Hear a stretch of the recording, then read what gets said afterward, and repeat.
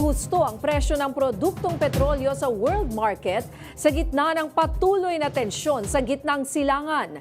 Nakatutok naman ang Department of Energy para sa patas na pagpapatupad ng taas presyo sa petrolyo. May umaarangkadang balita si Naomi Tiburcio.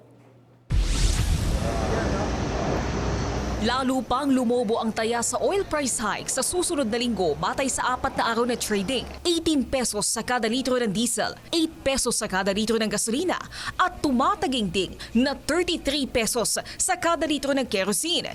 Hindi pa ito pinal pero ngayon pa lang may ilang gasolinahan na umano na sinasamantala ang krisis at maagang nagpatupad ng oil price hike. Tinututukan na ito ng Oil Industry Management Bureau ng DOE sa kanilang panayam sa DZMM Radyo Patrol sa 630. Meron na ho tayong sinaway na isang oil company.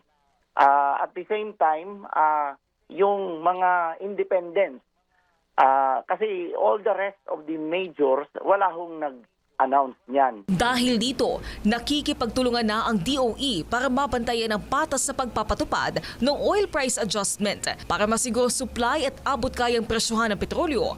Plano din ng DOE na magbenta ng diesel sa mga gasolinahan sa pamamagitan ng Philippine National Oil Company. Sisikapin naman ng Department of Transportation o DOTR na mapaaga ang fuel subsidy sa transport sector. So baka mas mapapaaga pa rin natin. Kasi magko-compute naman po yan. Meron makikita naman natin kung ano yung magiging, alam naman na po natin kung ano magiging presyo sa susunod na linggo. So perhaps we can ask Secretary Garin and DOE if they can issue a certification earlier than the 1 month supposedly.